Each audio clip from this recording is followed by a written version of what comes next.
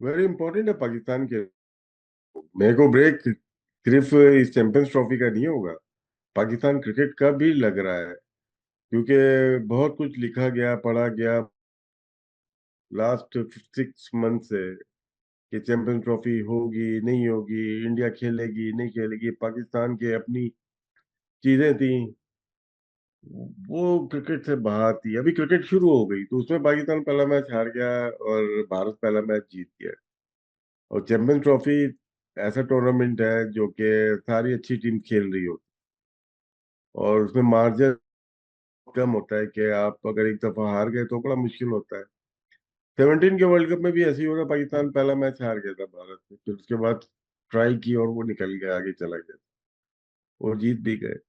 इस दफा दोनों टीमों को देखते हैं तो पहली दफा लग रहा है कि पाकिस्तान वीक टीम लग रही है। फर्स्ट इंडिया जीती भी आई है हमें, लेकिन मुकाबला होता था जिस तरह से वो आखिरी ओवर तक गया, कैप्टनसी पे दोष देते थे, भी मुकाबला गया नो डाउट। लेकिन ये 100 ओवर 50 ओवर्स गेम है, इसमें आपकी बॉलिंग, आपकी फील्डिंग, आपकी बैटिंग, 50 ओवर खेलने का आपको तजुर्बा होना चाहिए अच्छी बॉलिंग के खिलाफ। इतना मुझे याद है इंडिया ने डोमिनेट किया। लोग बोलते हैं कि बैटिंग से इंडिया जीतता है, पाकिस्तान के जो विन हुई है ना इनकी, ये सारी बॉलिंग से हुई है।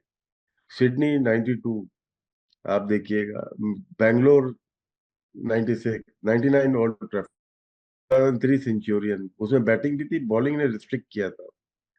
फिर बीच में बहुत सारा पीरियड नहीं खेले, 2007 में तो खेले ही नहीं। 11 मोहाली बॉलिंग आपने रिस्ट्रिक्ट किया उसमें।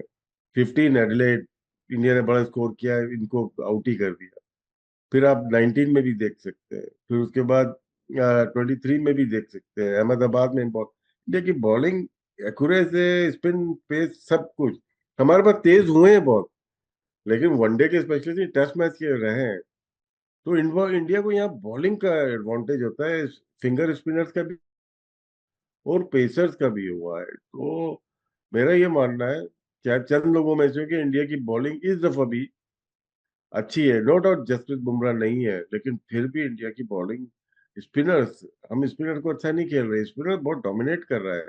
और दुबई की जो उस पे तो मुश्किलात होगी।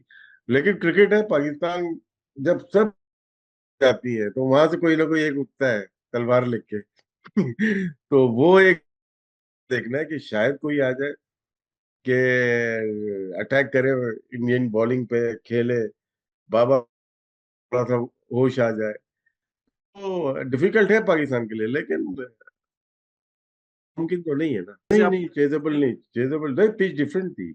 हम्म। जो अगेंस्ट साउथ अफ्रीका जीते ना 353, उनकी बॉलिंग वीक थी।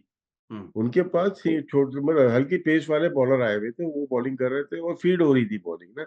उनको नहीं पता, मारे जाओ मारे जाओ, फिर भी चेज करना बड़ी डिफिकल्ट होता है, ऐसा नहीं है।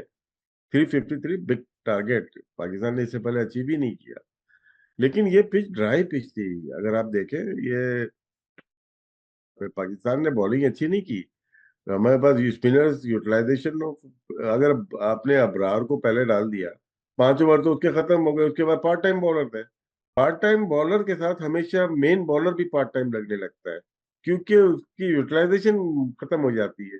फिर आप 30 ओवर के बाद लेके आओगे, आधे मैच से ज्यादा खत्म हो गया, फिर लास्ट में लेके आएंगे आप लास्ट 10 ओवर, तो मकसद ही खत्म हो जाता है।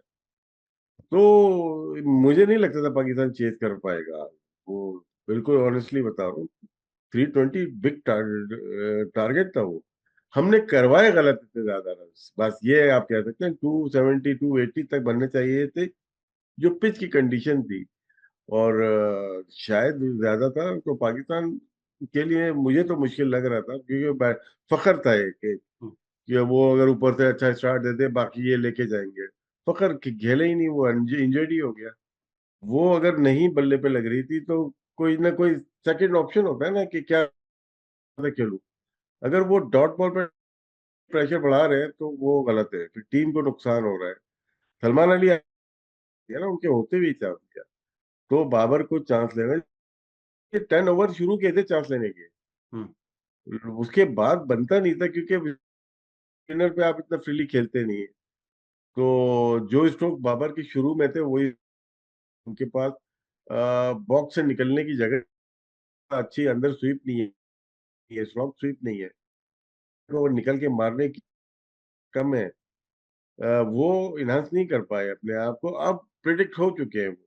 हम्म, हमेशा ये लोग बोलते हैं कि पाकिस्तान की टीम अनप्रिडिक्टेबल है, लेकिन यहाँ कर सकते हैं वो बाबर की बैटिंग। सबको पता है कि कहाँ पे बॉलिंग करनी है। जब तक शॉर्ट ऑफ लेंथ को वो मारेंगे नहीं मिड विकेट, कल शुभमन गिल ने एक छक्का मारा कमाल, हम्म, तो वो शॉट्स चाहिए होती हैं एक अब टॉप प्लेयर्स। तो बाबर एक जमाने में पाकिस्तान की होप होते थे, अब नहीं है, क्योंकि दूसरे प्लेयर भी वैसे ही खेल रहे हैं। विराट की बात करते हैं, विराट नहीं कर रहे तो शुभमन गिल नहीं करते तो रोहित कर रहे हैं, रोहित नहीं कर रहे तो कभी जायसवाल खेलते हैं वो करते हैं, या केएल राहुल या शेर अय्यर कर, या नीचे से हार्दिक पांड्या, तो उन एक बन जाता है बैलेंस। एक नहीं भी करे कोई बात नहीं, लेकिन बड़े मैच में फिर विराट आता है फिर। वो फाइनल याद है आपको, न्यूयॉर्क का, वहां का, बार्बाडोस में शायद हुआ है, लास्ट T20 का। लोग कह रहे थे यार कि 78 रन कुछ भी नहीं है, अपने लिए खेल गया। बाद में मालूम चला यार ये तो बहुत बड़ी इनिंग्स थी। तो इसी तरह से मेलबर्न में चले जाए तो इस तरह की इनिंग जैसे विराट निकल के आया था, तो बाबर के लिए अपॉर्चुनिटी है मकाम वापस लाने के लिए। तो ऐसा लगता है कि अगर में चीजें बहुत तेजी से चेंज होती हैं, अगर तो बाबर खेला और वो टीम हार गई पाकिस्तान की, तो बड़े बड़े खिलाड़ियों का कैरियर स्टेक के ऊपर है पाकिस्तान। नहीं, 50 ओवर्स में शायद स्ट्रेटेजी ठीक है इंडिया की। 50 ओवर्स में ना आपको एक प्लेयर प्रॉपर बैटिंग करने वाला चाहिए, जो क्लब्स हो जाए। जैसे आपने लास्ट 23 का वाला वर्ल्ड कप जो इंडिया में हुआ, उसमें केएल राहुल का बड़ा अच्छा शेर अय्यर के साथ पार्टनरशिप हुई है, एक विराट के साथ भी हुई है। उसमें प्रॉपर आपको क्रिकेट चाहिए। अगर सिर्फ मारने वाला चाहिए, वो आउट हो गया तो फिर डिजास्टर हो जाएगा, जैसे 19 के वर्ल्ड कप में इंडिया के साथ हुआ था। मारने वाले तो नहीं, 50 ओवर बहुत ज्यादा होते हैं। तो केएल राहुल नंबर की बात कर सकते हैं कि 6 नंबर गलत है उनका। हम्म, अगर ऋषभ पंत ऊपर खेलते हैं टेस्ट मैच में, 5 नंबर आ जाते हैं। केएल राहुल बेटर टेक्निक के साथ प्लेयर है, तो 5 नंबर उनको आना चाहिए था शहरद अय्यर के साथ के बाद। वहाँ केएल, वहां पे वो अक्षर पटेल को कोई स्ट्रेटेजी होगी, लेफ्ट राइट का कर रहे होंगे, हम्म, लेकिन वहां बनते वो है। तो आपने ऋषभ पंत का बात बताया, वेरी गुड प्लेयर, हम तो बड़े वो है, मद्दा है उनके। लेकिन स्ट्रेटेजी सही है इंडिया की कि केएल राहुल के साथ वो जा रहे हैं, क्योंकि सिर्फ पाकिस्तान का मैच नहीं है, के बाद भी मैच है, उसके बाद नॉकआउट है, उसके बाद फाइनल है। देखिए बड़ी चीज हुई है, अगर चैंपियंस ट्रॉफी पाकिस्तान आई है आफ्टर 29 ईयर्स आई है, ये हमारे लिए बहुत बड़ी चीज है। बाहर से ऐसा लगता है कि पाकिस्तान ऐसा कंट्री है, लेकिन यहाँ पे जो लोग आते हैं देखते हैं बोलते हैं यार ठीक है, अच्छा खासा कंट्री है ये।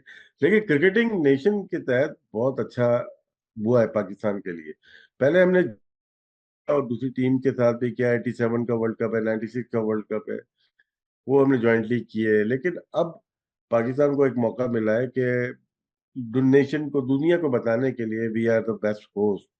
दूसरे भी हैं, लेकिन हम होस्टिंग अच्छी कर सकते हैं, हम अच्छे तरीके से क्रिकेट खिला सकते हैं। उसमें गलतियां कोताहियां होती हैं, लेकिन पाकिस्तान को मौका मिल गया। इसके बाद शिकायत हमें नहीं होनी चाहिए हमें मौका नहीं मिला। तो इसको भरपूर तरीके, पाकिस्तान टीम परसों जीते हारे वो उससे कोई मैटर नहीं करना चाहिए कि हमारी चैंपियन ट्रॉफी की होस्टिंग का। बांग्लादेश आएगी यहाँ पे, अफगानिस्तान है, साउथ अफ्रीका, ऑस्ट्रेलिया, इंग्लैंड, बड़ी टीम खेल रही है यहाँ पे। हम्म, वो अच्छा एक लेके जाए कि बायलैटरल तो होती है, लेकिन आईसीसी का इवेंट पाकिस्तान ने ऑर्गेनाइज किया है, बहुत अच्छा लगा, बहुत मजा आया, क्राउड अच्छा था, सपोर्ट मिल रही थी। तो ये एक अच्छा मौका मिल गया है पीसीबी को भी और पाकिस्तान, गवर्नमेंट ऑफ पाकिस्तान को भी, दुनिया को दिखाने के लिए भी कि पाकिस्तान अच्छा एक इवेंट करा सकता है। और फिर आगे देखते हैं, फ्यूचर में देखते हैं। खुशी तो होती कि भारत भी आता, हमें बहुत खुशी होती है और वेलकम करते, पास में आए हुए हैं। 10 साल बाद अगर आएंगे तो इससे अच्छा आज ही आ जाए।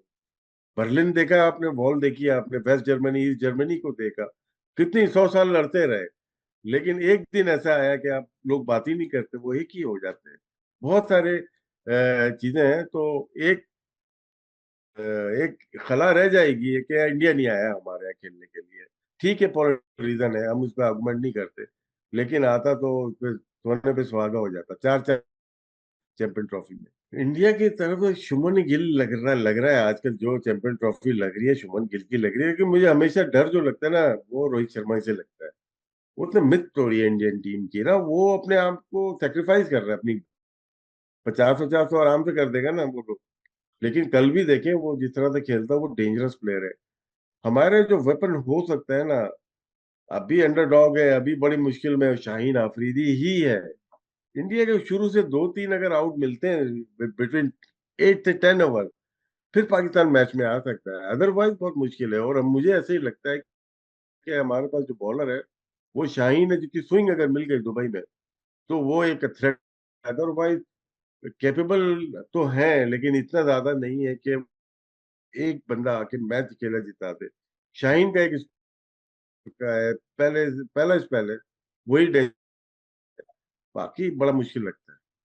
सर एक और लास्ट जाते जाते आपसे सवाल है कि इंडिया में अगर मैं बात करूं तो हो सकता है कि शायद रोहित का और विराट का सीनियर प्लेयर्स हैं, ये लास्ट एक मैच हो ओडीआई का अगेंस्ट पाकिस्तान, तो ये एक बहुत बड़ा एक तरीके से उनके लिए भी मैच होने वाला है। उनका तो, हाँ, ये पाकिस्तान के खिलाफ भी, और आईसीसी का भी लगता है मुझे उनका आखिरी इवेंट है ये। 27 में शायद ना हो, क्योंकि इंडियन की बैटिंग लाइनअप आप देखें, जायसवाल इसमें है ही नहीं है, साय सुदर्शन इसमें है नहीं है। इसमें कितने एक प्लेयर जो हैं, जो आने वाले हैं, जो T20 खेल रहे हैं, कोई भी वेट कर रहे हैं सारे कि हमारे बॉसेस जाएंगे तो हम आएंगे। पाकिस्तान के खिलाफ उनका मेंटली बहुत टफ है, स्किल वाइज बहुत हाई है, और ये इनका आखिरी टूर्नामेंट है आईसीसी का भी, और पाकिस्तान के खिलाफ तो है ही इनका। शायद अगर फाइनल में पहुंच फिर जीते, लेकिन अभी लास्ट इवेंट लग रहा है।